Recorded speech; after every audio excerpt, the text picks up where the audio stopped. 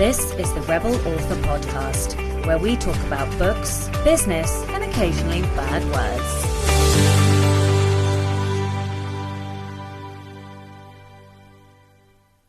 Hello, Rebels, and welcome to episode 116 of the Rebel Author Podcast. Today, I have one hell of a treat for you. I am talking to Brian Meeks all about how to write killer book descriptions. Now, this episode is considerably longer than normal. I would have trimmed it and cut it, but I really feel that you guys are going to gain so much from this episode. So I hope that you manage to make it all the way through to the end. We have a discussion initially about NFTs and what he does and how they work, and how you can work them. It's a short discussion, I have to say. But then we dive into lots of different arenas, and Brian is a master storyteller. He explains things with stories, and it's fantastic. But then, in talking and discussing writing killer book descriptions, Brian asks to see my book descriptions. And well, it is possibly the most savage episode ever, and you really cannot miss it. It was hilarious. I will just caveat and say that the blurb that he looks at is the blurb for Keepers, which is my first ever fiction book that I published, and I think I wrote one blurb and didn't do an awful lot of edits on it, and I haven't changed it since. So it's a fun ride. But first, to last week's question, which was, what has been your favourite book of the year? Kerry Hardisky said, great episode, time management is a constant struggle. My favourite 2021 book was Pumpkin by Julie Murphy. I listened to the audiobook, Plus Size and LGBT Representation. It's a companion to Dumplin', which was made into a Netflix movie a couple of years ago and is just as sweet.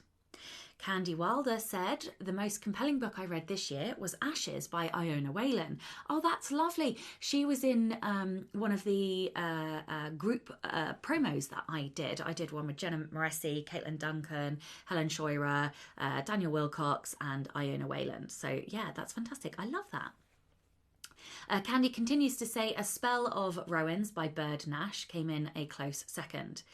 Herman Sturenagel said, my favourite book that I read this year was The Invisible Life of Addie LaRue by Victoria Schwab. I love that book too. Michael Nasberg said, really enjoyed this week's episode. I did have a mini heart attack when Robin said to watch your language and momentarily thought she meant Sasha should cut out all those bad words. Thankfully, that wasn't what she meant. This year, I dived into Becky Chambers' sublime speculative fiction, including 2021's A Psalm for the Wild Built, which was touching and beautifully written. I also devoured Project Hail Mary, the newest super sciencey space adventure from Andy Weir.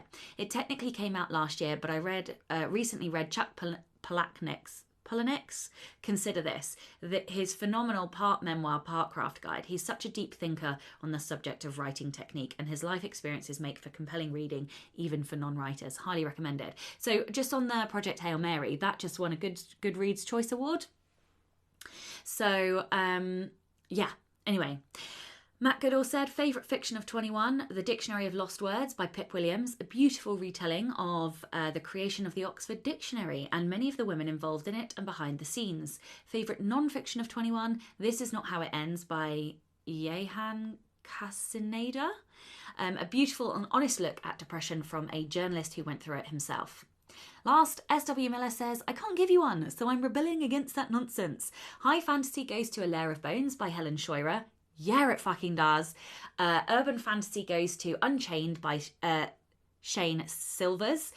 Thriller goes to The Mechanic by Tom Fowler. And non-fiction has to be Rest by Alex Soo-jung Kim Pang. Hint, hint, Sasha. I have no fucking idea what you are trying to insinuate. This week's question is, what are your plans for the festive season? The book recommendation of the week this week is Not My Problem by Ciara Smyth. I think it's Smyth, maybe it's Smith, I'm not sure. This is a young adult LGBT book. No surprises there. I'm reading loads of those at the moment. It is with a lesbian protagonist and It is the fucking funniest book I have read possibly all year. It was hilarious. The banter was fantastic. It was a real feel-good story. I wasn't wild about the ending, but it didn't matter because the rest of the book was just so good. And I thought the characters were unique, full of depth. The book was also fantastic with dialogue. So I think I'm going to go back and sort of skim through and have a look at some of the dialogue just to look at how the author has done that, because I think there could be lots of lessons learned from that. So in personal update, I think when I recorded this last, I probably hadn't finished.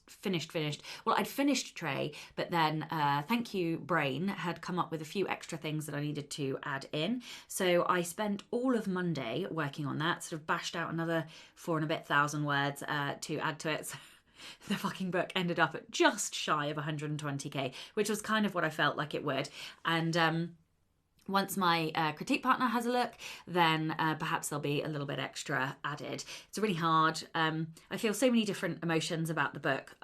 Look, I mean, you know, I've talked about this for a long time on the show, that I have mixed feelings. I really like the series for what it is, which is just a guilt-free, easy read, young adult sort of fantasy story. But also I learned a lot about magic and world building and how not to write yourself into corners, and I'm okay with that. Like, I'm really proud of what the story is. I reread both the first and second book. Were there things that I thought I could change? Yeah. Am I going to change them? No. So yeah, I'm really happy that the book is done. A little bit frustrated. I think my inner competition and achiever is frustrated that I can't make the book, you know, the best book it could possibly be, but I'm okay with that because it's good enough. It's a cracking story. I'm really proud of it, and I'm just really excited to move on and work on new projects that are more attuned and more aligned with my voice next year. So for the rest of this week, I have been working on the anthology, the Rebel Diaries anthology edits, finishing off some freelance stuff to make sure that I can have a break next over Christmas. So to do and to finish before I break up for Christmas, I have got to finish a critique partner read. I've got to finish the anthology edits and get those back to the authors. I've got to finish editing Sirens and just polish off some of the freelance stuff as well. So still quite a lot to do before Friday the 17th. I may have to get my mum to look after the little kiddo for the first day or two of the holidays, just to make sure I really truly can switch off over Christmas. And of course, I still need to finish Christmas shopping.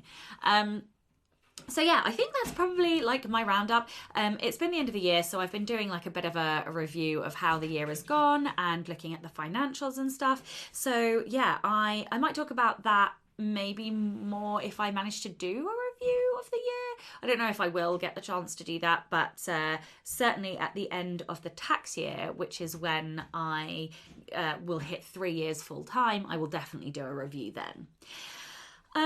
Okay, so Rebel of the Week this week is Robin Phillips. Now, I am going to give a warning.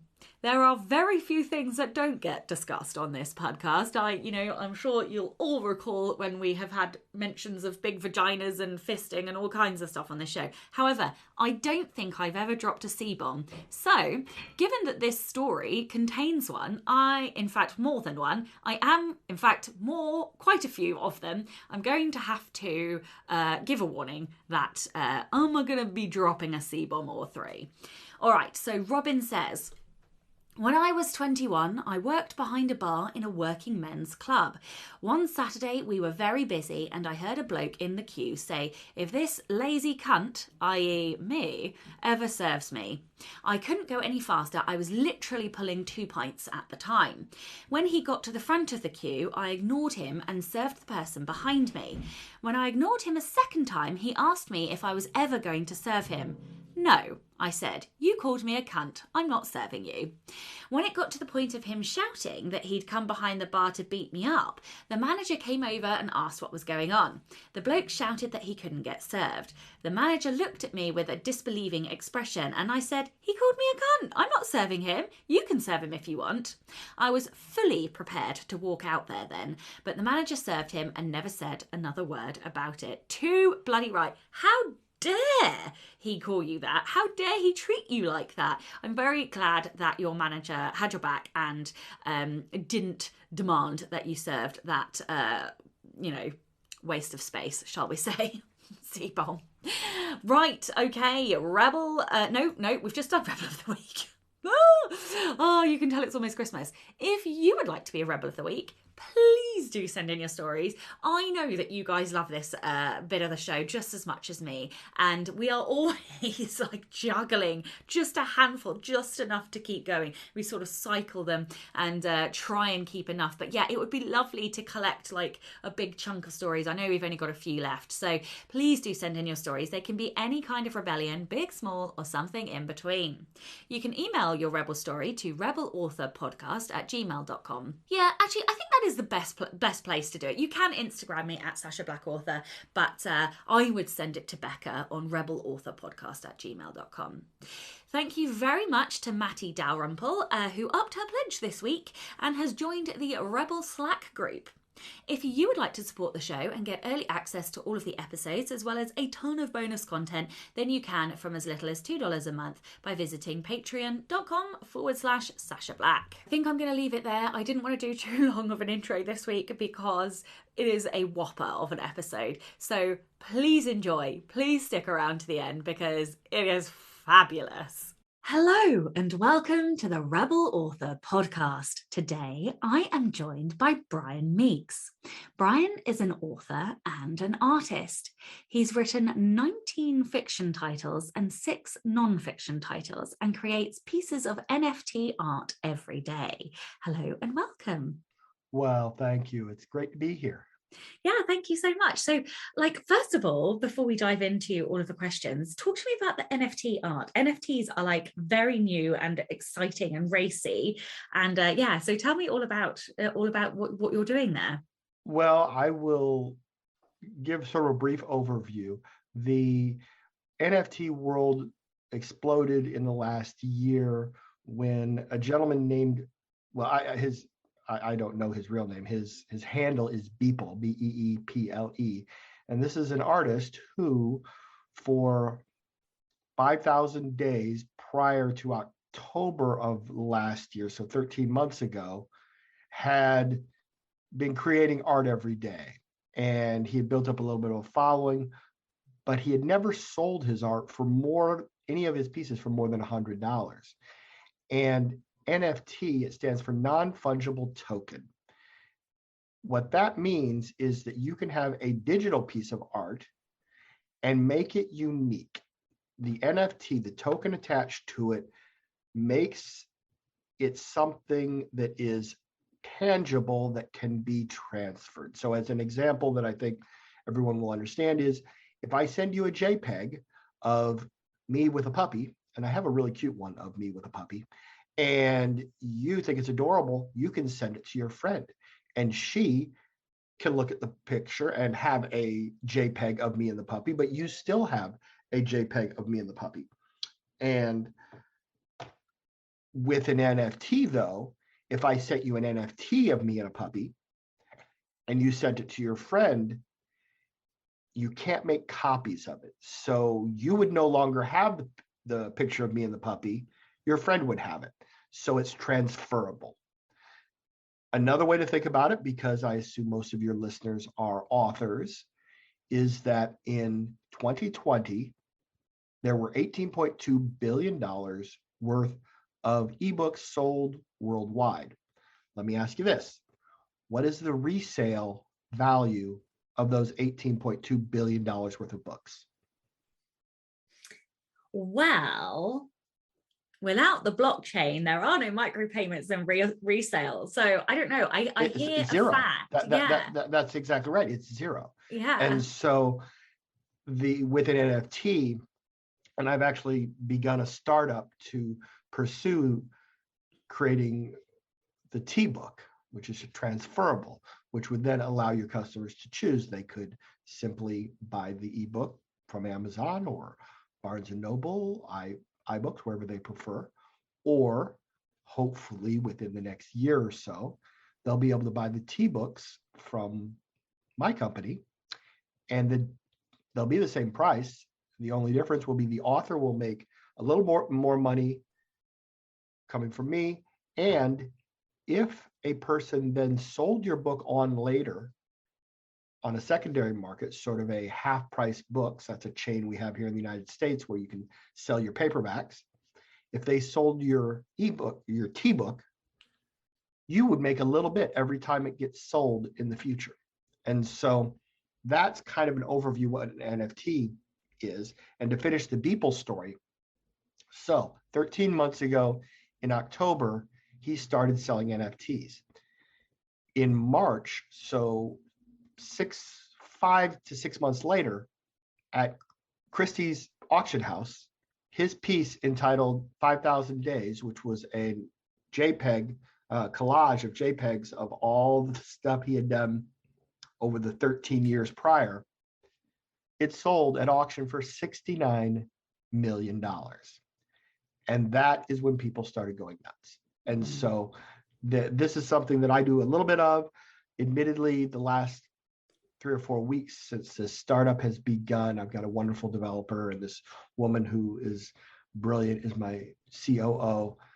I've done less of that, but the idea is you can create art and sell it, and the owner has an original piece that he or she can then transfer and sell and or display digitally. There are companies making frames. So it's an exciting world. That being said, there are literally millions of people jumping into this space. So there are far more artists and pieces of art than there are people to buy them at this point. Yeah, and I think there's this could be a whole podcast episode because I'm connected to the Alliance of Independent Authors, and there's a few people connected to Ally who are really interested in NFTs and what's going on, and like Dan Holloway, who does the news reports on NFTs and stuff quite regularly, and I do a lot of the editing for that. I would be happy to do another podcast with you where we talk about NFTs. I could show you some of mine. We could talk about the blockchain, crypto, and all, because it really is a conversation that could be an entire show. So if you want to do that, we can do that. That would be very interesting, actually, because I am fascinated by that. So yeah, I'll message you offline about that. But Perfect. Today we are going to talk about book descriptions, which Boys is handy. And girls, that's what we call a teaser for the next episode. Right, come back, darlings. Yes. So would you like to, before we dive into that, would you like to tell everyone kind of a little bit about you and I guess your like writing journey? How did you get to where you are today?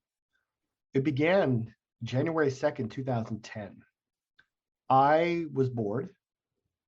It was still holiday, and there was a football game that kicked off in a few hours that I was sort of waiting on because I was excited about the game. I didn't have anything to do. So you know what? I was surfing around the World Wide Web, and I just ran across this site called Blogger. Now, I did not like writing. In fact, my 8th grade English teacher had beat any possible love of writing I could have out of me. She was a terrible woman. But I was bored. And a funny thing had happened to me the day before. So I decided to write a blog post, and I did. And it was a story about the foibles of teaching myself woodworking. There's an old adage, measure twice, cut once. Everybody knows that. Well, I wrote a piece about measure twice, cut once, because I proved conclusively that if you're measuring while watching college football, the results may vary, because on that day, January 2nd, 2010, when I got up, I measured the legs to my workbench. I was new to woodworking, and the first thing woodworkers build is a workbench because it's right angles, it's 4 legs, you do a shelf, you do a vise on there. You get to do a lot of the very basic things you need to start. And when you're done, you have this place that will make it easier for future woodworking projects. So all woodworkers kind of start with a workbench. And my workbench had 4 legs of different lengths, 3 of them were wrong. Only 1 did I get right. So I had to go buy more 4x4s, and this was the post. And so I wrote it and I put it up on Blogger and still had time. So I'm just goofing around and I find this forum called Lumberjocks. Well, Lumberjocks was a place where men and women who liked woodworking hung out, and they were of all different skills, but the ones who posted the most were these fabulous woodworkers, people doing Georgian reproduction furniture where they're buying lumber that's been dredged up from a river that is period correct, so that if you DNA tested, it would say that it's 300 years old or whatever the Georgian furniture period was. I mean, just crazy, insane stuff. So I'm reading these posts. I'm just, wow. Well, I decided that it's getting close to my football game and I will forget where this place is. So I better sign up. So I do. And as soon as I do, and I confirm it, a new button comes up. And you know what the button said? It said blog. Well, I had already blogged. So I went back to Blogger. I got my post about woodworking. I cut and pasted it there, hit post, and went off to watch my football game. At this point, I still hate writing. I came back the next day because I wanted to read more about woodworking. And my inbox was full. People commenting on the post. 300 people had read it. 25 people had left messages. This is the funniest thing I've read on this site. I've been here 5 years. I love it. I can't wait for your next post. Hilarious. And all of a sudden, it's amazing how, well, that external validation feels quite nice. Mm-hmm. Mm-hmm. Maybe I'll write another post. I love this. I started blogging on that day, and I wrote a post every day until January 29th, when I didn't do anything with woodworking. And on that day, all I'd done was purchase a Bosch 1.25 horsepower router. And that didn't make for a good post.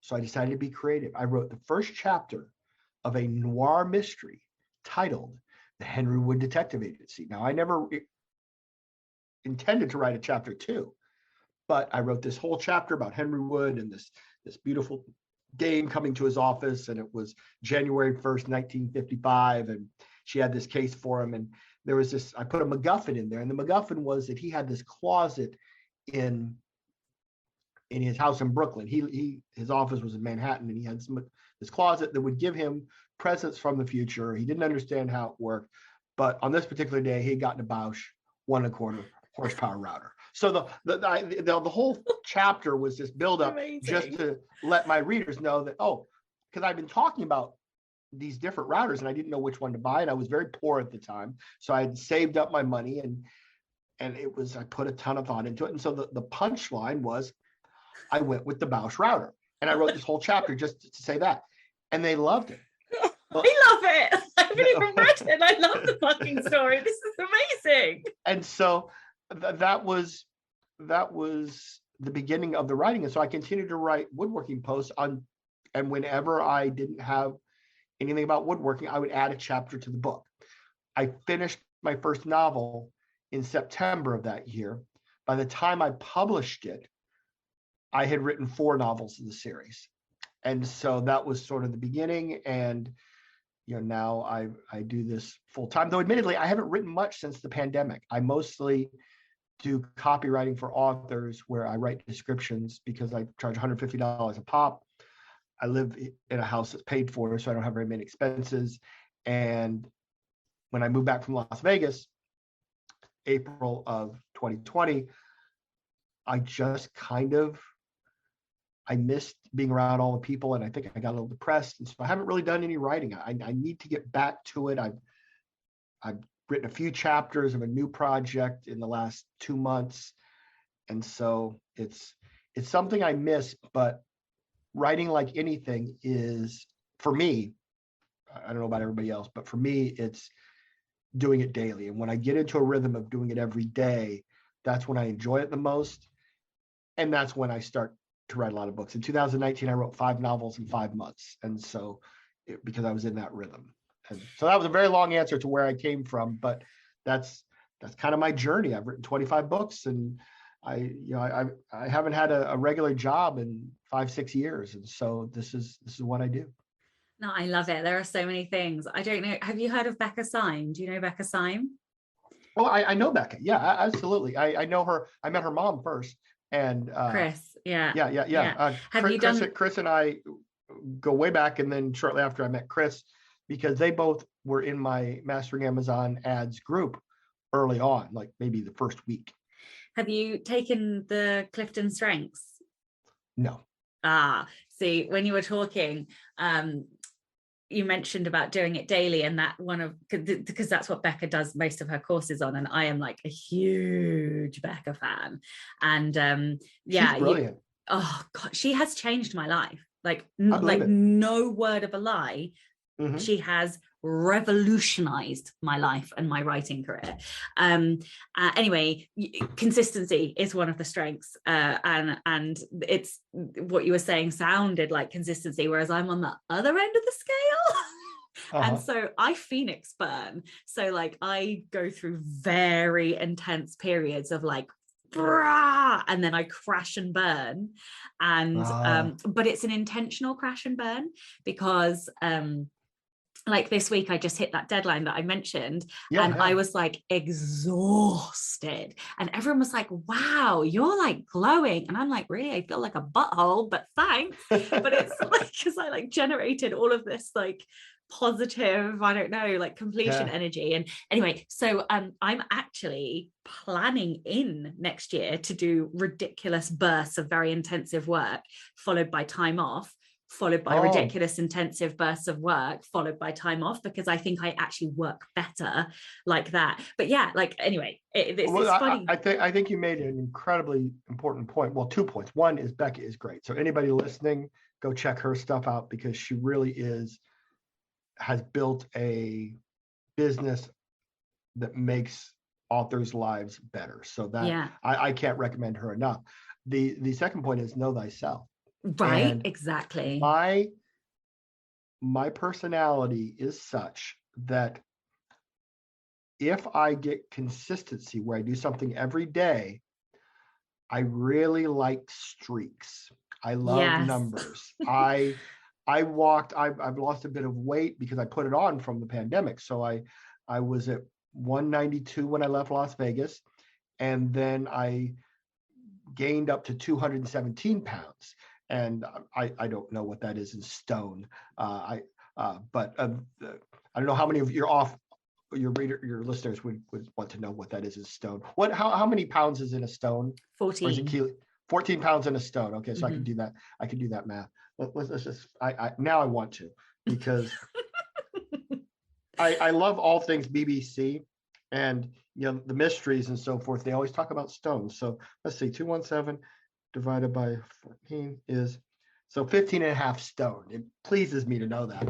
And it was just because when in Vegas, I was walking every day, and I was healthy. I was eating better. I came home, I just sat at my computer, and I was bored. And I watched a lot of Netflix and played speed chess. So the weight came on. Well, I lost a little bit of it, but then I was down around 204, 05, something like that. So I'd lost some, half of it maybe. And then in late May or June of this year, I started walking 30,000 steps a day. And I did that every day for 140 days till I blew out my knee, and playing basketball with young people. I'm 54, but I have delusions of 21. And so the thing is, not to digress, but I'm going to. So much. We haven't even talked about descriptions. We may not get to descriptions or even really the book. Who cares? The thing is, when I was doing my steps, 30,000 steps a day is about a 4.5 hour time commitment. And I would do it whether if I was talking to a client on the phone, I would walk, I would pace back and forth. I would go for long walks here in town. I would go to the gym and walk around the track, but I would also shoot baskets. I like to start each time at the gym with 15 minutes, sometimes an hour of just shooting free throws, because I enjoyed it. Now, I have never been a great basketball player, but doing it every day for 140 days it's amazing how much I improved, because I just messed around with basketball previously. I'd never done it consistently. And I went from shooting 30% free throws to 80. And I developed a left-handed dribble. I became comfortable with the ball in a way that I'd never been. And so now at age 54, 5 weeks ago, me and this other old guy are playing against young people at the gym. They're like 14 years old, which is a disgustingly healthy age. And I had twice, with a mean crossover dribble, gone to my left and laid it in. I'm right-handed. And so, I mean, if I did the crossover to the right, I blew past him right-handed. But then, because I'm right-handed, they didn't expect I could go to my left as well, because I'm old. And I did, and I laid it in. And then they switched up and put the taller kid on me.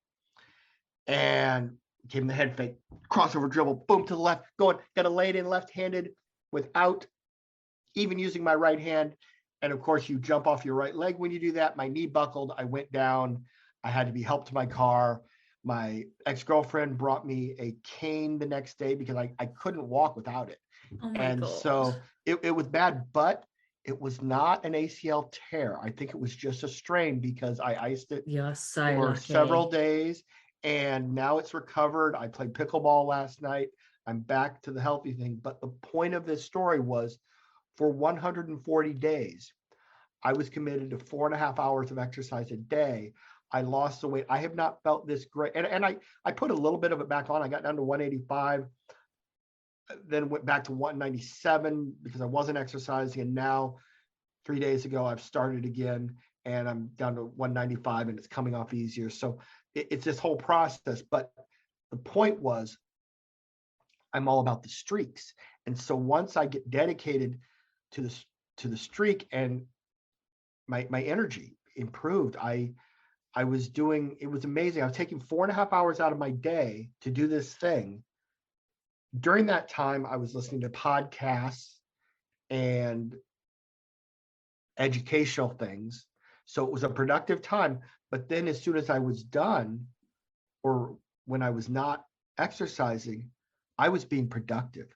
And my productivity on all the things I'm working on since June has gone through the roof. So you would think, if you added 4.5 hours of something to your day, you would do less of the other stuff. But I wasn't doing the other stuff. I was just doing nothing. Mm-hmm. And so that motivation to do that one thing, and it was most important. Client work came second. I had to get the steps. When I got them done or was on pace, then I could do the other things. And it has changed my mental attitude. Physically, I feel better. People who watch, I do a lot of these interviews, my face, I've lost weight, and it's amazing. So for me, I'm very much a streak person. I like consistency, and that's, so we're different. You got to know yourself. You do, absolutely. And it's funny because you were talking about productivity. Since realizing that I work better like this, I am vastly more productive. And isn't it crazy? I just love that we all have these different processes. Because it's funny, you were saying about like the learning and stuff. Like that's what I do when I crash and burn. I then like engorge myself with like information and books and knowledge and podcasts and all of the stuff. I just input whilst I'm resting, and then I just like vomit it back out on the page. Well, that's brilliant, because prior to Becca's course, you didn't know that about yourself. No. And so the value is, I am sure that your little voice, when you were at those times where you had just finished a burn cycle and now you needed to recuperate, but your little voice didn't know that's who you were, was saying things to you. You should be working, you should be writing. And so you were probably trying to push through the recovery time, doing things which was horribly inefficient, because you weren't recovering and you weren't good at your task because you needed that downtime. And so this is just a hypothesis, but understanding how you are is just like, for me, when I start a project, I know that if I get a streak going, I will keep with it.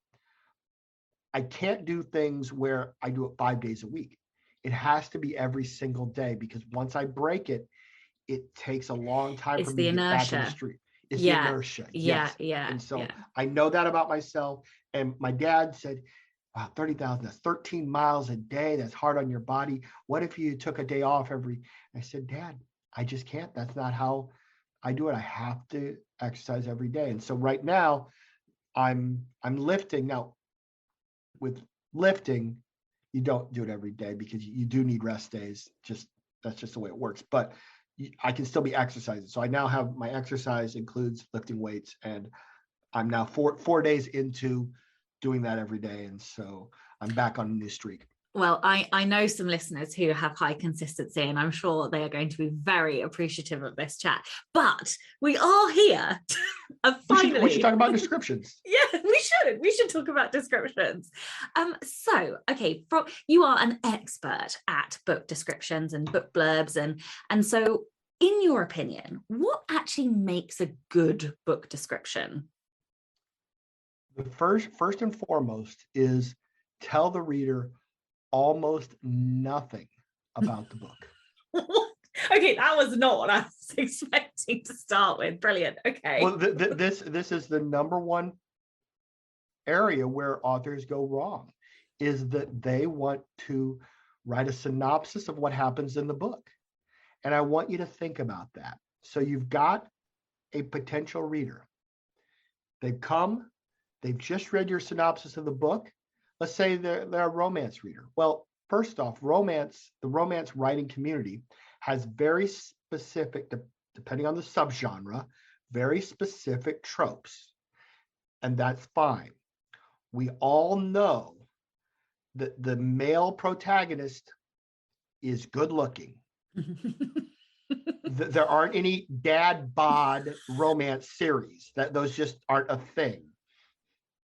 And so I just got the giggles. This is fantastic. You're so right, but I just never thought about it that way. I mean, we don't know that dad bod wouldn't be a great subgenre. I bet there's a niche, a kink for dad bods. There could be a niche. It's just no one has written it yet. Someone out there listening may write the dad bod billionaire. God, someone please write that. Write the dad bod billionaire. That kind of made me laugh. The point is, in romance, there are rules. The guy cannot cheat ever on the girl. There has to be a point at which the guy leaves the girl, but it's not because of her. It's because there's something wrong with him and he doesn't think he's right for her. So there's all these tropes. So there's only for each subgenre one story. I mean, there's all the rules, and you have to follow the script. But the beauty is that each of the characters, and that's why romance readers love the books, is that yes, it's the same script that happens over and over again, but the characters are different people, and they solve their problems, and they get to the happily ever after in different ways, and they have different personalities, and they have different needs, and they have all this subtle fabric that makes them interesting, and the readers consume 5 of these a week, and so they're reading the same story for all intents and purposes over and over again, but they're fascinated about how this author gets from point A to point B, and what we learn about the characters and the witty dialogue and all of that. And so it's the point being is you don't want to give away all of the stuff in the book in the blurb, because, well, then why read the book? What you want to do is hint at what might happen. And so you maybe mention a trope a little bit, but you're just trying to get the reader interested enough that they will buy the book. And so the point is, we are trying, and I go with this through with my clients, they always, not always, a lot of times they think, oh, but we didn't mention this. Correct. We didn't mention any of those characters. We only mentioned 2 characters. We told a little bit about them. But you know what? This blurb is going to make them want to read the book. You don't need to tell them anything about the book. My best description for Henry Wood Detective Agency is, well, can I read it to the readers? Please Let me just bring it up on Amazon really quickly. And this is a great example. I should have it memorized. I almost do. Okay, let me go there and we'll grab it. Okay, so I'm just going to read it from the top. Henry knew one thing, ... Dames were trouble. Would this client be the exception? She walked in, sat down, crossed her legs, and asked for a light. Boy, could she cross a leg. Before the woman had told him why she needed a detective, Henry wondered if she was playing him. It was something about her. The red lips and smoldering eyes were just a little too perfect. She knew how to get her way. And the dress, ... She wore a Dior dress that would make an hourglass self-conscious. Was it the Damsel in Distress act? This was the second one he had seen this week. Something wasn't adding up. 1955 was going to be an interesting year. You'll love this noir mystery with a twist because everyone loves a broken detective trying to do what's right. Get it now. Oh, I love the trope there at the end. That description converts it 1 in 8. And at no point do I mention anything about the book. In fact, that scene is only tangentially really in the book. I mean, there is that woman there and it happens, but not exactly like that. And that's not a big deal because people aren't going to remember the minutia of the description when they're reading the book. So you don't need to get it 100% accurate either. You just need to get the essence. You just need to get them to buy the book. That's the whole point. And so tell them as little as possible is the overarching theme. Now, beyond that, we need hooks. And those are the first 3 lines. Henry knew one thing, ... Then there's a blank line. And then there's the next line, dames were trouble, period. So in the first 3 lines, I have 7 words. A lot of white space. And then the last line is, would this client be the exception? ? A total of 13 words above the read more. That's it. Understand that the goal of the words before read more are just to get them to open the description and continue. Because if you don't get them to open the description, they're not going to buy the book. So we're getting them to click read more. Once we do that, the description needs to look lightweight. You need short paragraphs. You need little hooks that link them up. And admittedly, this description is one that is about 4 years old now. I have, towards the end, 4 short lines in a row. I would never do that. That's too many because visually that creates a block of text and we're trying to avoid that. But I leave it here because, well, I mean, it does convert at 1 in 8, but it's a great example. And so another component of description is the weight. It should be lightweight. There should be short paragraphs. The paragraphs themselves, maybe 2.5 lines when they're on Amazon. You shouldn't have 2 of them next to each other because that creates like 5 lines in a giant block of text. And I want everyone to think about Facebook. Do you use Facebook? Well, I mean, obviously we've been talking on Facebook, so I know the answer, but I want everybody to think about Facebook. When you see a post from your friend and she just got a new puppy and it's adorable, and there's 15 lines in a single block of text about her buying the puppy, did you read the 15 lines? No, you didn't. So you know what? Are they going to read the 15 lines in your blurb? Are they going to read 7 lines in a giant block of text? No, because everybody, the whole world is on social media, and social media has destroyed our attention spans. The potential readers, ironically, are looking for a product where they're going to sit alone and consume it uninterrupted with all their focus on the words in the page for 2 hours, sit back, relax, just reading their book, The Dad Bod Adventures, and they're going to be completely focused. That's not where they're at when they're shopping. When they're shopping, they're like, love, click, scroll, move on, click an ad, look at it briefly, no, click the next one, bop, bop, bop, bop, bop. So you have to present something that says, hey, this doesn't look hard to read. I'm going to just give it a read. And that's how you get them. The reason almost all descriptions, frankly, kind of suck is that they're heavy.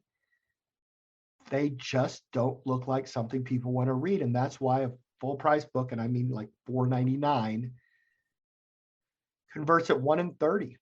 And my descriptions convert at 1 in 8 to 1 in 10. If you're paying 50 cents a click for a 1 in 30 description, you're spending $15 to get a new reader. Well, your series better be 8, 10 books, or you're not going to be profitable. But you know what? If you spend 8 clicks at 50 cents, that's $4. Now a 3-book series could be profitable.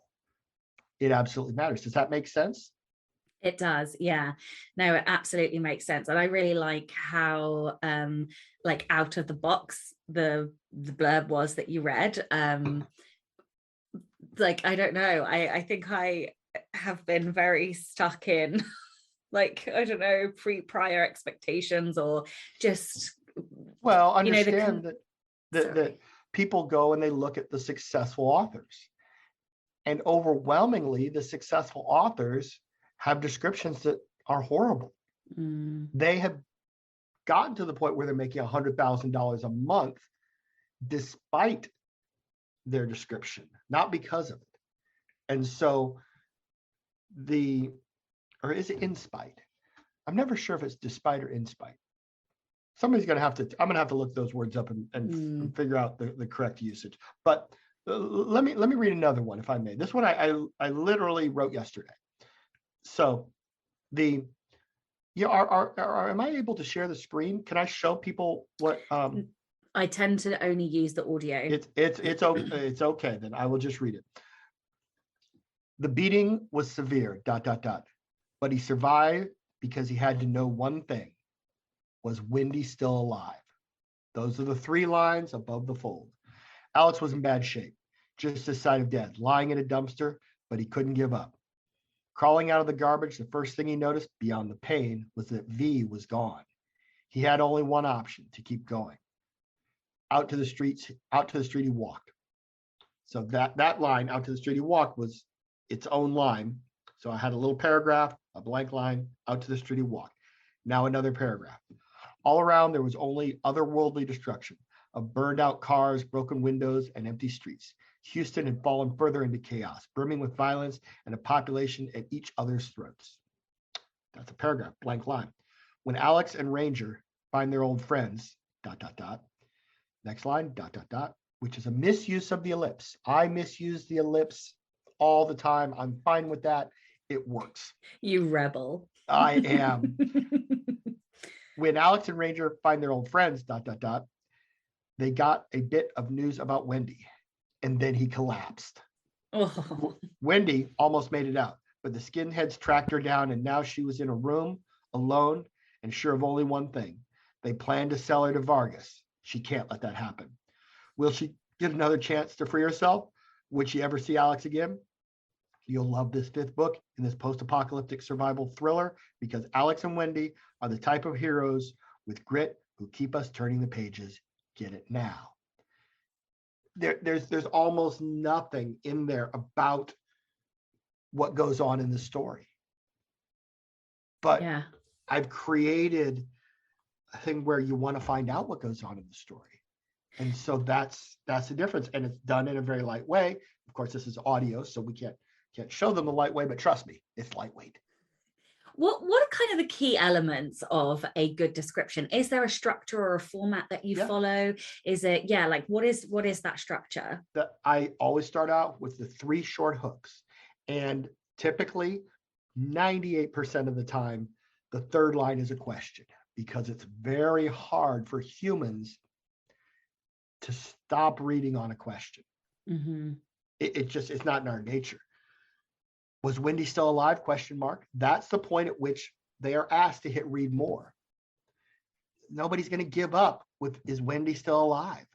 So they have to hit read more. So I have the short lines. Now, these lines are trying to build intrigue too. I don't just list facts. I see authors who have read my book and they just say, a golden knife, a purple gun, and the body of a middle-aged balding man, to stick with the dad bod theme. The thing is that those aren't really hooks. Those are facts, and they're just listing facts doesn't make for intrigue. I mean, it could, if you pick the right fact, but it's not as strong as trying to structure something that is building up to a point where you have to click read more. So that's the opening bit. Then I talk about the protagonist, who is the same gender as the readership, the majority of the readership. So for instance, in romance, where the readers are overwhelmingly female, 95% of them, I want to start with the female protagonist because I'm trying to connect with the reader. And so as she's looking for her book, we want to mention Susie because that's going to be the person that she's going to be reading the book and identifying with. So we start with Susie, then we have a couple hooks or connectors, and then we talk about Broderick or whoever, because they also, has there ever been a romance novel where the ripped protagonist was named Brian? No. Steel, silver, raked. And then she looked into Brian's eyes. No. Oh no. Brian the Billionaire is not a romance series. That just It's not.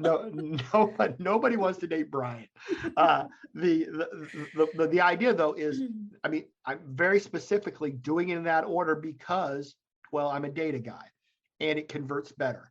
I've done them where we're talking about the ripped guy first, and they just don't do as well. I mean, you have the boy and the girl in the story, or the two girls, depending on whatever the niche is, or if it's like reverse harem. I mean, whatever the makeup is of the protagonist, you pick the gender of the person that's going to be reading it and lead with that. And so that's an important component because people are connecting. And I have actual data about writing gender specific copy from a test I did on Facebook. And so I think this is informative. I set up 8 landing pages, and this was to give away my space opera. I was running ads on Facebook, and all I wanted to do was give them a free copy of book 1 to get them on my list. That's what we're doing. So the first bit of copy I wrote was generic. I ran the ads, but I targeted the ads such that there were 8 of them. 4 of them were to women, and they were each divided into age groups. 4 of them were to men, each divided into age groups. So I knew that if I gave away a free book on landing page A, not only did I have that woman's email address, I knew her gender and her age range. So I was getting more information from Facebook than they were giving me because of the way I set it up. I ran the ad. To give away a copy of the book took 9 clicks. So I had to pay for 9 clicks. It didn't matter if it was men or women. I then used proper copywriting, and it went down to 7 clicks. So I improved. I was paying for fewer clicks to give away a copy of the book. And it didn't matter if it was men or women. Then, and this was the point of the test, I wanted to write gender specific copy and see if it converted better. I wanted to speak to the woman or the man that I was writing to. So I did. In the first one, I wrote something along the lines of Fristian Nash was a badass space fighter pilot caught in a tough situation. Sasha, and he thinks he's the hero. Sasha thought that was adorable. It's her job to keep him alive. Oh, Okay. I'm in. I am all in. Okay, so then and that was for the women. Yeah, of course. And then for the men, it was all, he's a badass. We didn't mention Sasha was more of a badass. Okay. Yeah. So here's what's important. The conversion rate for the women went down to 1 in 3. So now I only had to pay for 3 clicks to get a woman to try this. For the men, on 3 of the 4, it went down to 1 in 3.5. So almost as good. There was 1 of the 4 men landing pages where I took the female-centric copy and I used it. So knowing 1 in 9, 1 in 7, 1 in 3, and 3.5, now there's 1 landing page that had 62 clicks, men getting the female-centric copy. Out of 62 clicks, knowing what you know about the previous tests, how many copies did I give away? What is your guess? None or 1? None. Not a single one. 0 for 62. That's insane. I mean, if that isn't illustrative of the power of copywriting, the importance of understanding who's reading your copy, because a little thing like knowing that my readers are mostly male in military science fiction, that we start with the male character is important. Knowing that in reverse harem, it's 95% women reading it, we start with the female character.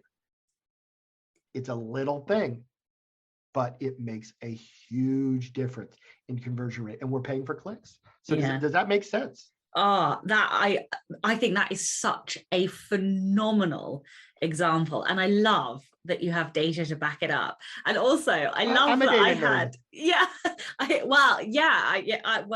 we'll get to that in a second. I love that I live reactioned as well. Like, your reaction was perfect. Yeah, I know, right? Oh, and I had no idea you were going to say that, but I was like, I am so in with that. Like, that is a badass chick. Like, I'm down with that. It's called the Magellan Apocalypse, and I think it's called the Magellan Apocalypse. Boy, that's for people that are new to writing books.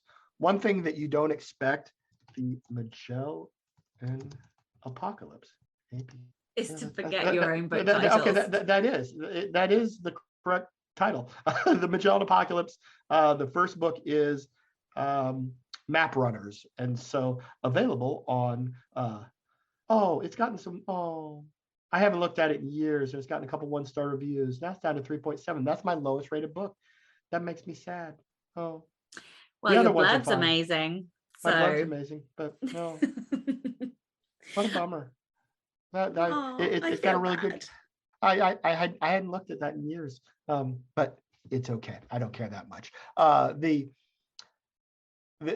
point is, every aspect of a description that I write matters, and I think through the way words sound, there's a thing that people do often, and I even do it sometimes accidentally, is echoing, where you're using the same word multiple times, and that sounds bad. So in the example I read of Henry Wood, I wrote, "You'll love this thing because everyone loves." I wouldn't do that now. I would say, "You'll adore this thing," or "You'll love this book because everyone adores." So I wouldn't use love twice, because that's echoing. Mm-hmm. But I leave it in there because it was my first real description that was a huge breakthrough as far as going from, originally they were all 1 in 30. Then I went to 1 in 12.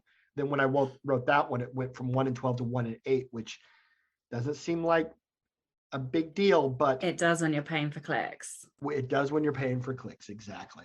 Yeah, and I'm just gonna add in here, because we are talking a lot about proof, paying for clicks, and all of this stuff. Brian has also written an amazing book on AMS ads, mastering Amazon.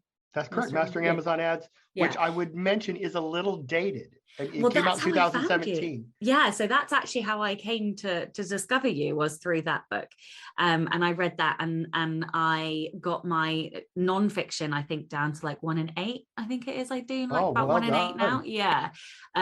Between 1 in 8 and 1 in 11, they sort of hover at. But I have never mastered fiction once. However, I am doing something different next year, and I think it will be considerably easier for me to target and get better working AMS ads. Can you give us the title of one of your fiction books that you have not mastered? But oh, you know where I'm going with this. You know where we're going with this. I so do. Why I'm hesitating. I need a title. People are listening. They expect it now. You're committed. Okay. So it's probably a book one. Yeah, Keepers is the first one, and obviously Sacha Black. You'll have to put Sacha Black in because Keepers is such a common book title, mistake one. But I was young and I wrote the book, and Keepers, I feel Eden sweaty. East novels, book one. Yeah, I feel this is uncomfortable right now. It's going to be uncomfortable because I'm not afraid to criticize the lovely host who has had me on her show.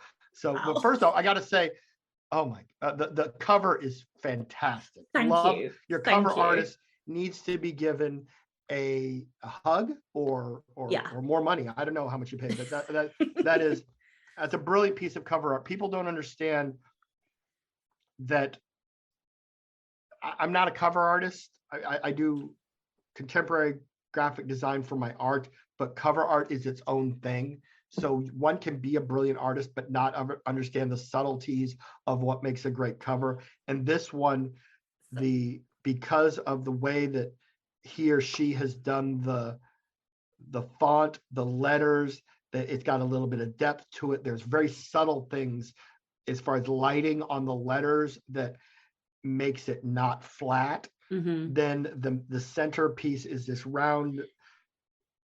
So it's a symbol for the elements. I actually had the symbols on the book covers illustrated first. So my mum is an artist, and I was like, hey mum, here's my really shitty stick man circle symbol. Can you make it good? And so she your did. Mom is good. No, it's brilliant. And then what we did is we gave this guy these sort of really, pencil, pen and ink things, and he then digitized them and gave me these options, and we got to where we are. And I had a very specific vision for what I wanted for the covers. So yeah, he was amazing. Well, okay, so now let's talk about the description. First off, let's talk about the price. It's $3.99. Why is it $3.99? Because it just came off a 99-cent promo. Okay, so why isn't it full price at $4.99? I'm sweating. You should be, because for $3.99 is wrong. Okay. Let me explain to your listeners why. Mm-hmm. They understand. Some of you, have you ever had an economics course, like a basic Econ 101 sort of thing? No. Okay. For those listening that have, they will recognize the term elasticity of demand. I have a degree in economics, so I'm not going to go too far down that rabbit hole, but understand that there are two types of demand. For instance, one of the most common examples used in teaching econ is for elasticity of demand is the price of petrol. If one gas station lowers it by 5p, and then everybody goes to that one. And so people, or if the price drops just a little bit at one gas station versus another, it greatly increases the demand. Everybody goes there, and you sell enormous amounts of gasoline or petrol. That's elastic demand. Books are the other type of demand, which is a polar opposite, inelastic. And what that means is, if, as an example, you have a book priced at $4.99, we make about $3.50. If you were to sell 100 books at $4.99 times $3.50, that would be $350. Now, an economist would ask the question, if you drop the price to $3.99. Now you're only making $2.80, give or take. If you sell 100 books, you make $280. So the demand when you go from $4.99 down to $3.99 needs to increase by enough that you cover that $70 gap. Does that make sense? Yeah. Okay, so you've got this $70 gap going from $4.99 down to $3.99. The problem is because books are priced inelastic, meaning consumers don't care. $3.99 and $4.99 are the same. $2.99 and $4.99 are the same. They're going to Starbucks. They're buying, a double mocha cafe grande with caramel and hints of cinnamon for $6.99 every single day. They don't care. So the point is, you sell 100 books at $4.99. At $3.99, maybe you sell 101. Maybe you sell 100. But you don't sell enough to make up the gap because people don't care. The point being is you will make more money at $4.99. You will have about the same sales. And for those people that are in Kindle Unlimited, you also have perceived value, where a $4.99 book is perceived to be a better book than $3.99. And so that's the point. All of your books, full price should be $4.99, and it maybe should be $5.99. So anyway, that's does that make sense? The logic behind that? Yeah, it does. And I think the second one is $4.99. I have a feeling the second one's $4.99. I don't know. I have had a bit of a whirlwind with fiction, and it's taken me a very long time to finish the last book, which was the book that I just finished, I mentioned earlier on. And I now have a novella as well. So it's finished. And eventually next year I will start promoting the series properly. Okay. I've done nothing. Okay, very good. So now let's talk about the description. So you get points for starting with, what if your enemy was your soulmate? Okay, that's a hook. That's a real hook. Here's the problem. The last line is, well, I'm just going to read it. What if your enemy was your soulmate? 17-year-old Eden East. Okay, why do we give her last name? I don't know. Well, I'm just saying that we don't need to know the character's last name 95% of the time. Sometimes, if it's a great last name, or sometimes there's reasons where I will include the last name, but it's very rare. It's just an extra word that we don't know. 17-year-old Eden lives in a world ruled by fate. And the heir to the ruling, okay, so we just had the word ruled, and then we used the word ruling, so that's echoing. And the heir to the ruling elementals. Her fate is bound, okay, so ruled by fate, her fate, so this is just, we're in an echo chamber, is bound to the assiduous son of the enemies, the shifters. Unwilling to accept her destiny, Eden rebels, unearths dark secrets. Then, oh this is, I have to take a moment and just take a knee here. Then Trey Lucelli appears, a blue-eyed siren who seems strangely familiar. The more Eden tries to ignore him, the more they are. The more they are. That's the point at where it ends. That's not a hook. The more they are. Is that the read more? That's where we get to the read more. The point is you ended in the middle of a sentence. So not only are there close to 1 million words over the fold that nobody's going to read, it's got echoing. I'm dying of laughter. I would just like to say, I don't think I've ever changed this blurb, and this book is, I don't know, like maybe 4 years old. So this is like 4 years. It's not too late. So then you continue. And this is just a synopsis. It's just, okay, this happens just as the web of lies begins to that Eden's parents are brutally murdered. Conceived as all connected, Eden must work. Oh my God. But the path to answer is fraught with it's like perhaps the secrets are better left unburied. So, okay, great. You've just told us the whole book. I don't really need to read it now. Keepers will transport fans of the Red Queen, the young elites, and the Grish, I don't know, to a world unlike any other. Read now and lose yourself in a captivating world of intrigue, love, and betrayal. And then readers' favorite things. You didn't. This is bad on so many levels. This is a 1 in 30 converting description, and it needs to be fixed. Now, the thing is, we've talked a lot about this stuff, and hopefully you will give it a try. If you want, you can pay me to do it. I'm very good at this. But understand that you're going to be selling your books for another 50 years, another 100 years, another 200 years. The advances in technology as far as extending human life so that it will be both better and longer. We might live another 300 years and live another 300 years in bodies that are maintained at, I'm 54. I expect to live to 300, and for the next 290 of those years, be sort of what one imagines a 70-year-old being, because there is biotech that is working on that sort of thing. The point being is your descriptions have to be done in such a way that they give the best chance of getting a reader every time somebody comes to this, whether it's a paid click or just organically. Maybe somebody sees your book and also bought on somebody else's book.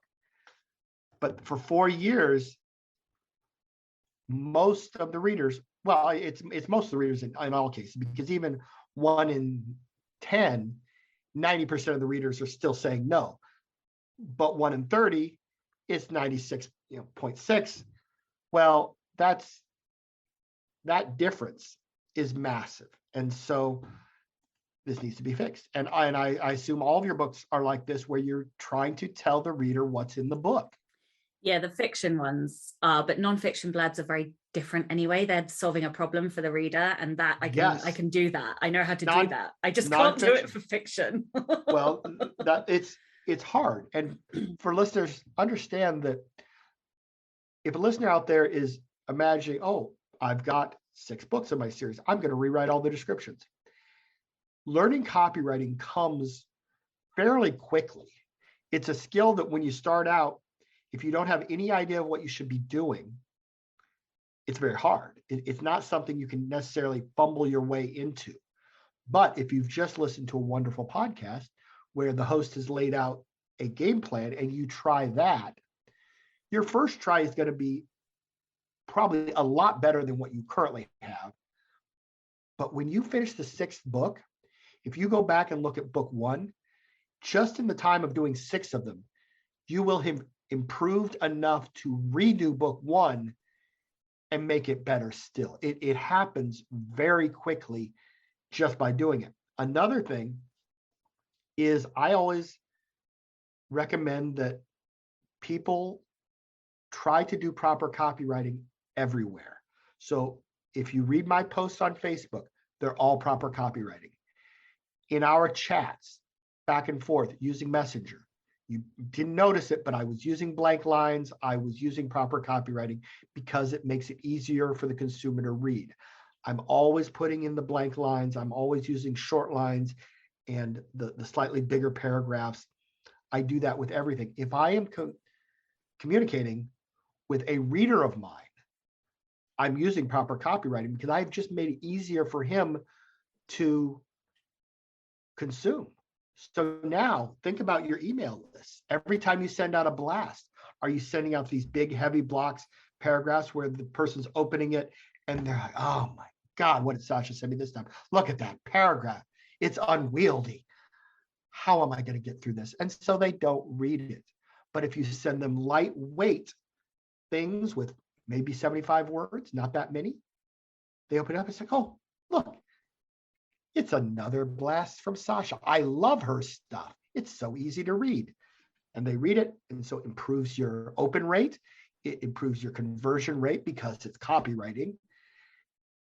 You should be doing it all the time. And so for those out there that don't know this, on Facebook or almost any social media platform, Twitter, pretty much all of them, if you hold down the shift key, so let's say you've just written Henry knew one thing, ... hold down shift, hit enter twice. That puts in a blank line, ... dames were trouble, period. Now, I want to go back to that hook. There's more going on there than just short. One is that Henry knew one thing. Okay, that's, well, what's the one thing? Your eyes have to go to the next line to find out what the one thing is, because nobody's going to stop. Henry knew one thing. Oh, interesting. Well, no, I'm not going to let my eyes see what that next line is, because I'm not curious. Everybody's curious. They want to know the one thing. And then they see dames were trouble. Well, what does that tell us? It tells us it's not a contemporary novel. Nobody uses the word dames. So it has to be something that took place in the past. The cover is Art Deco, so it hints at the period. So they understand immediately that this is not a modern day detective story, just from the word dames. So you can do a lot with very little words if you think about how people are going to digest them. And so, again, shift, enter, enter. If you're doing a tweet, enter, enter. When I am replying to YouTube videos, I use proper copywriting.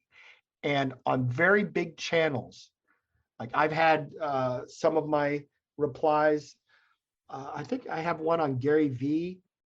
Yeah, Gary V did a video on NFTs, and I wrote a reply using copywriting. And it is, if you search by relevancy, it's the top one. So imagine you're building an author brand, because you are. I mean, that's why everybody's here. You're all building an author brand. Let's say you're hanging out on a YouTube channel that reviews books, and you're a new author, and you would love Miss Bookworm.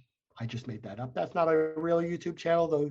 Any of you listening who want to start Miss Bookworm, I am sure it would be successful. But you really want her to review your book. Well, you're not going to ask right out of the gate, because that's kind of too aggressive. You want Miss Bookworm to know who you are. You want her to recognize Brian Meeks' face. And so I go in and I watch 8 or 10 of her videos. I get a sense for what she's talking about when she does her book videos. I leave comments, but I do it in proper copywriting. And you know what? Miss Bookworm is going to notice that the one comment that keeps showing up and getting pushed to the top is by Brian Meeks. And then one day she gets an email from Brian Meeks. Well, I just wrote this young adult. It's got 2 giant guinea pigs in it. It's adorable. Could I talk you into listening to it or reading it? I don't have an audio version of it. And your chances go up.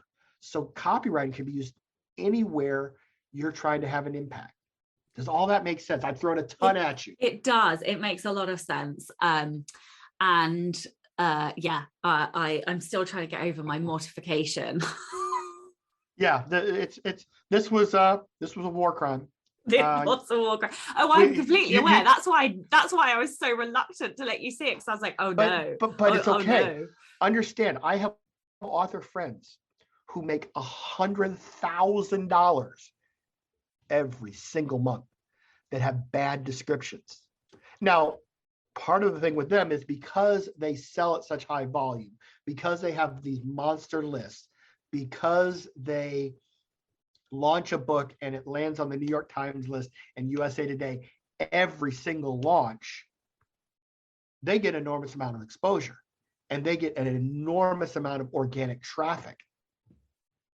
So it hides the fact that when a fan of this author sees there's a new book, they're not reading the description. It doesn't matter how bad it is, because they bought the last 28 books by this author. They're going to buy the next 28.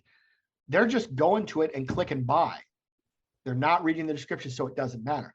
Where it matters, and where these $1 million authors are leaving $2 million on the table, is that there's a lot of people that haven't heard of them.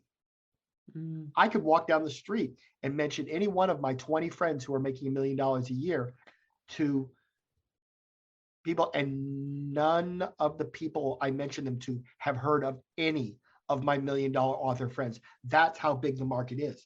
So if you're a $1 million author and you have a description that is not proper copywriting, yes, you're making $100,000 a month. You know what you're not making? $300,000, because of your description.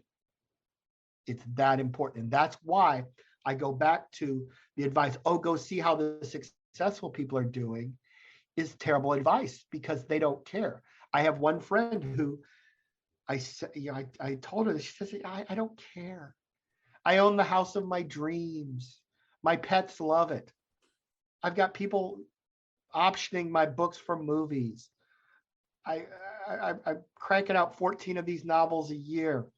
I spend less than 10% of what I take in just living, because everything I've ever wanted, I already own. There's nothing else to buy. It just doesn't matter. And you know what? I don't want to rewrite them. I don't care. So you know what? That's a valid answer. Sometimes you're making more money than you need and you don't care and you don't need to be efficient. Wow, that's a very nice life they have. I am definitely going to be rewriting mine. Well, good. There you go.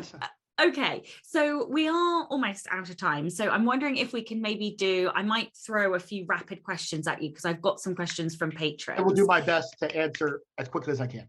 Okay, so question from Jeff.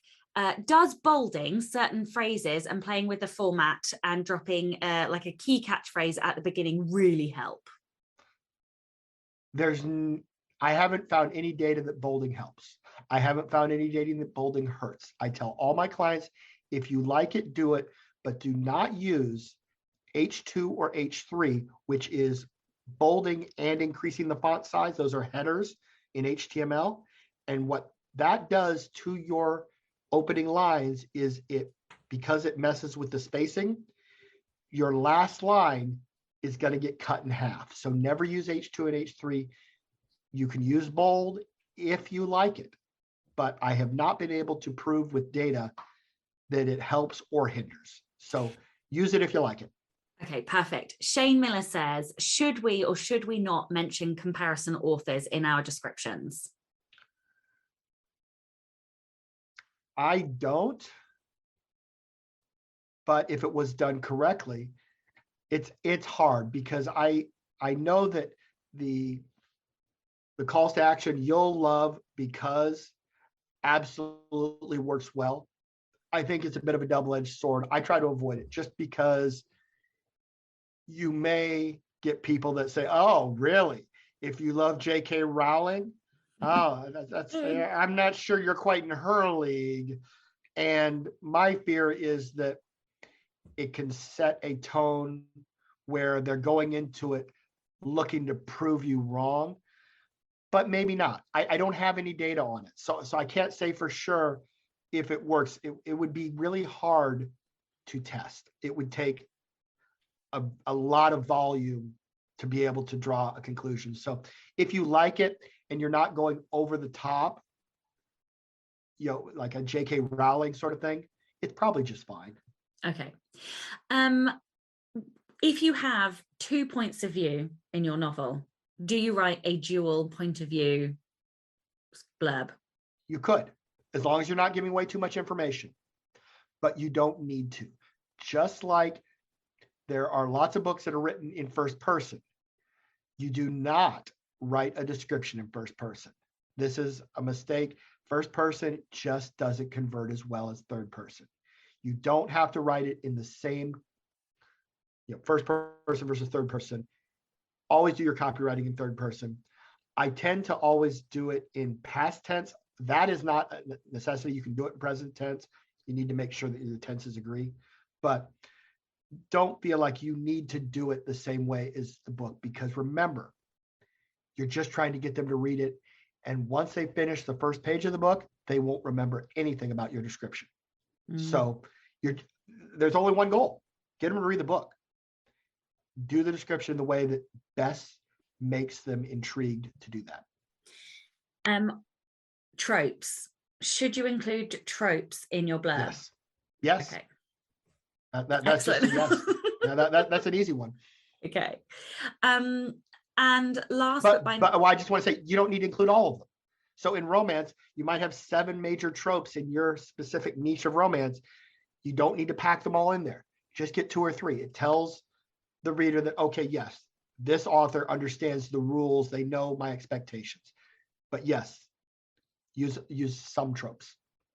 Okay, perfect. And then in your book, you have a crap ton of examples from different genres, of different blurbs in different genres. How would or how should an author approach researching good blurbs in their genre?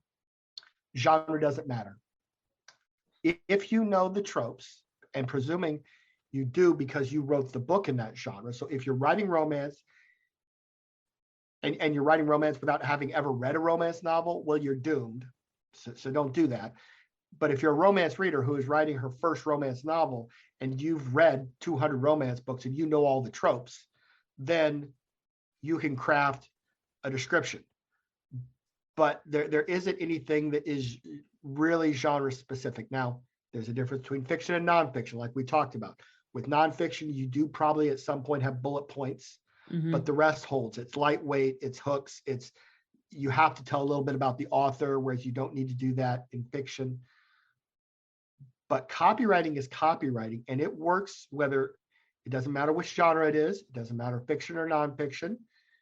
It doesn't matter if you're trying to sell a lawnmower. It's hook them, get them to read and learn a tiny little bit about what's going on, and then ask them to buy the book. That's it across all genres. Okay, so Lynn Reed says, and this is I've asked this one last on purpose, are there book blurb services out there? What an interesting question. Well, for $150, I will write your blurb.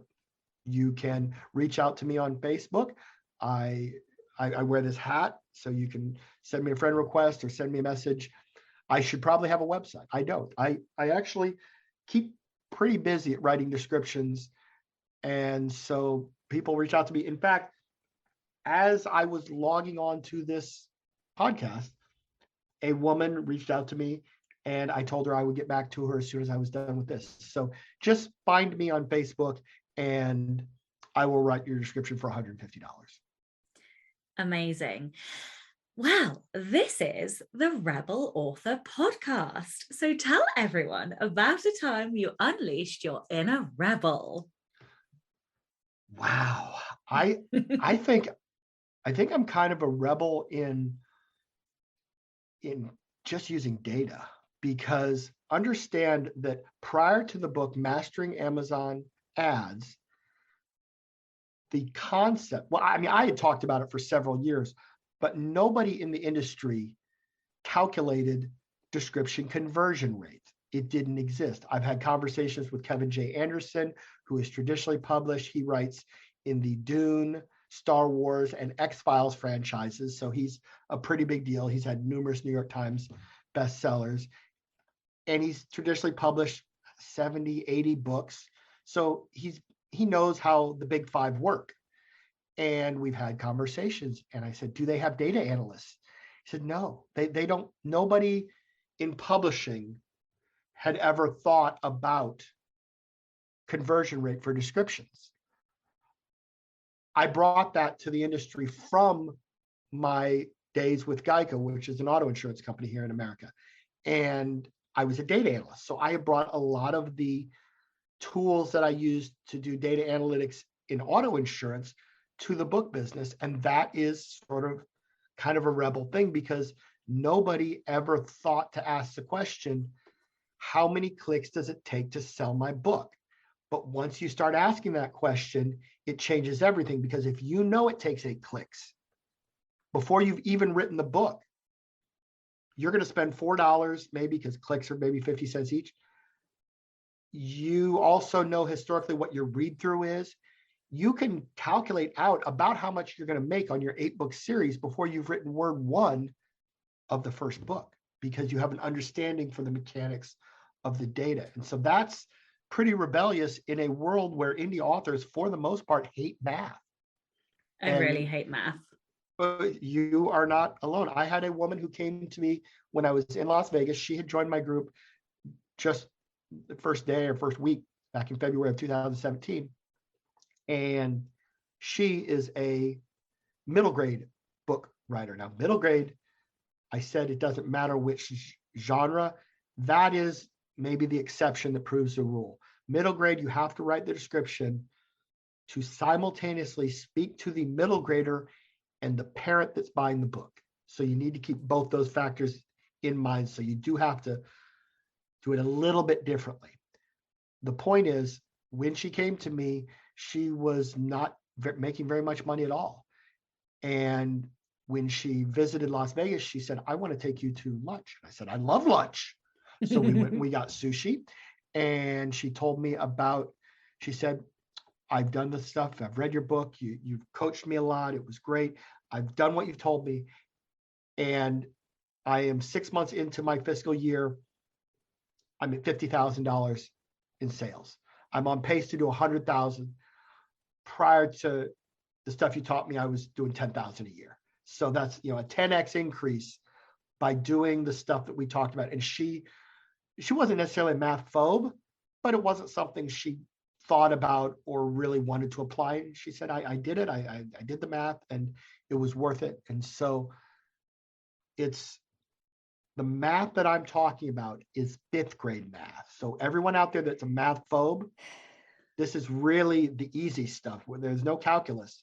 But if you like your books enough to want to see them succeed, then do the basic math. Learn what return on investment is. Yeah, I constantly run AMS ads on my nonfiction, and I am one of these authors that will go in and I'll look at like the sales and I'll look at what the AMS dashboard says, and then I'll be like, how many clicks have I had? How many sales am I having? And I'll just get a sense for it. And I know I can. I know that you were going to say this, and it was going to give you like tremors. But this is, I just cannot. Like, I am desperate. I'm trying desperately hard to convince my wife to do it because she's very analytical. She loves spreadsheets. My party trick is breaking spreadsheets. It is my speciality. Well, I mean, how much? Okay, let me ask, do you have children? I don't know if you have children. One child. One child, okay. The child's been injured. You go to the emergency room and you tell the doctor, I don't know what their blood type is. And the doctor's like, it's fine. We'll just give them something. Why are you so savage? This is like the most savage podcast ever. People describe books as their children. Do you not care what blood gets pumped into your child? Yeah. So you want them to give them the correct blood type. You don't want to kill them right there while they're getting bandaged. That would be preferable. Okay, there you go. Well, then take the time to do the math. First off, don't use the AMS report to figure out your sales, because it's wrong. No, I use my dashboard, the sales dash. So what I mean is I compare what's coming in KDP to what the dashboard is saying, and it's so the AMS dashboard's always wrong. Yes. So you are doing that correctly. It's a matter of just, if you spent, say, once a week for the next 4 weeks.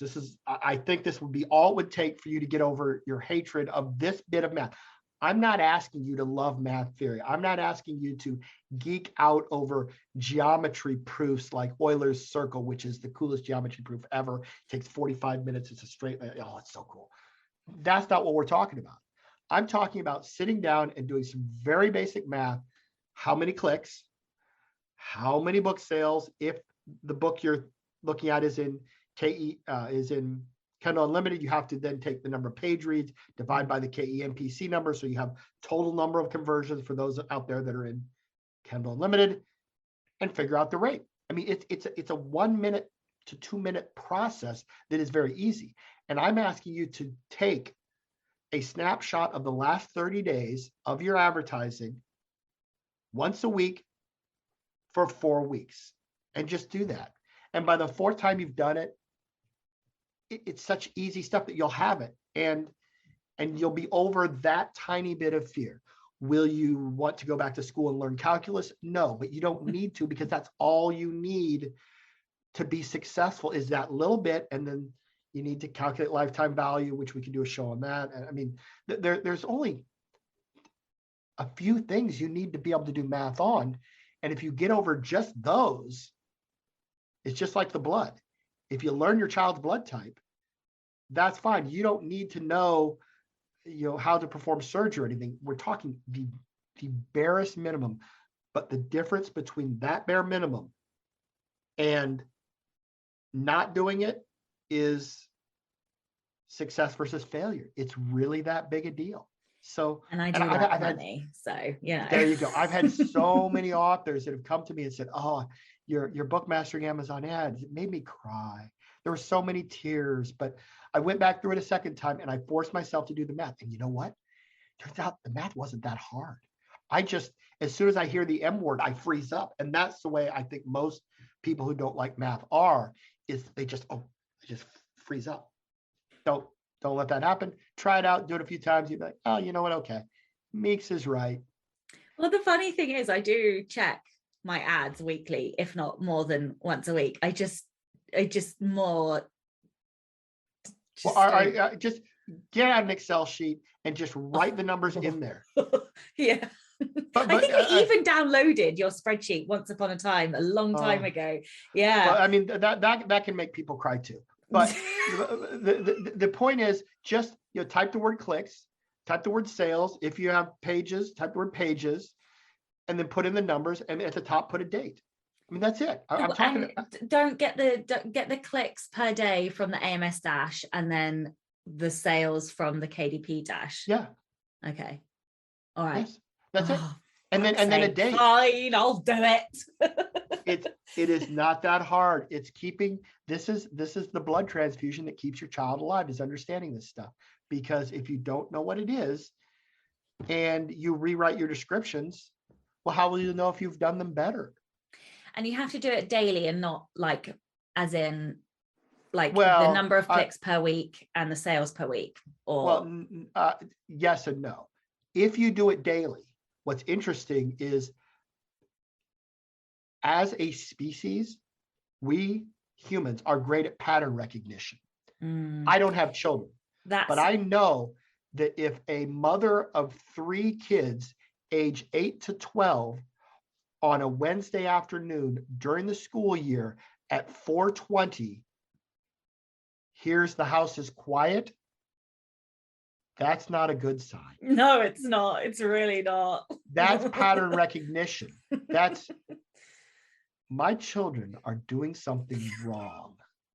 That's what but the point is, we are very good at that. We in our lives, we develop this innate ability to understand patterns and danger. And that's how I read my sales dash. So I know when my AMS ads are dead, because the sales pattern recognition. Exactly. I get a certain amount, I turn on some ads, I get a certain amount more, the ads die after a while, and I'm like, I need to do more ads now. So yes.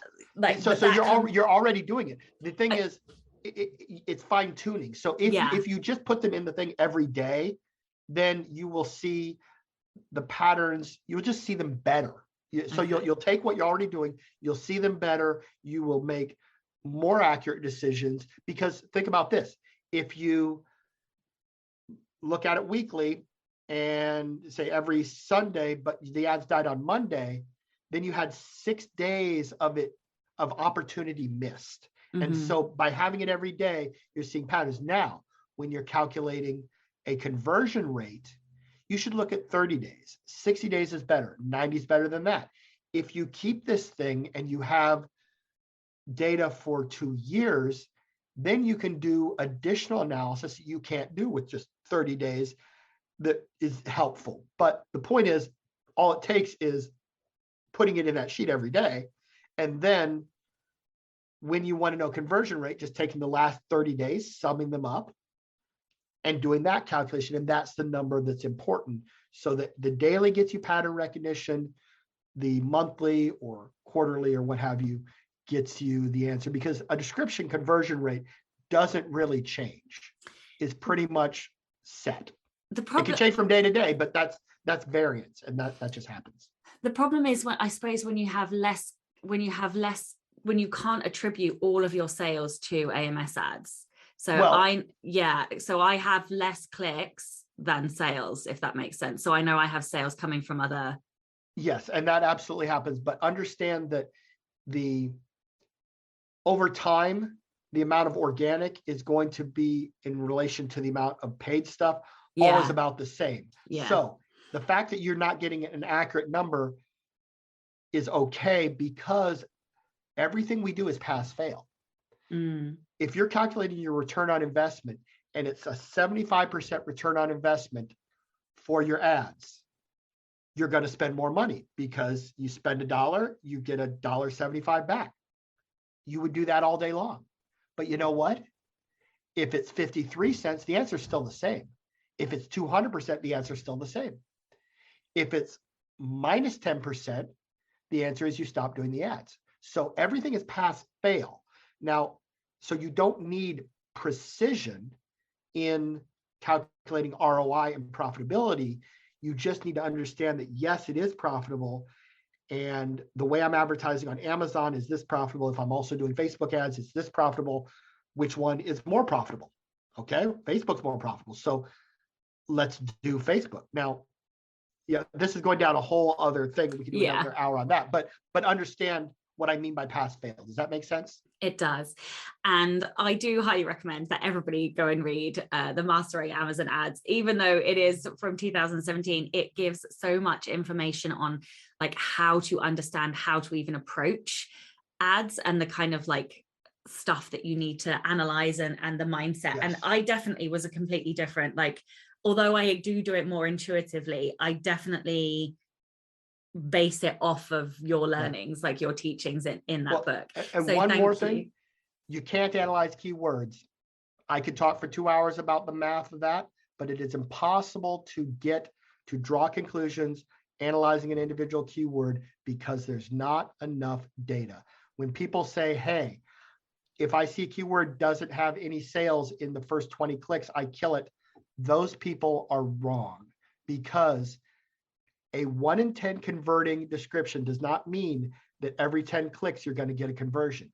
It might mean you go 0 for 30, and then from 30 through 35, you get 3. Understand that. So don't kill keywords because they didn't have any sales.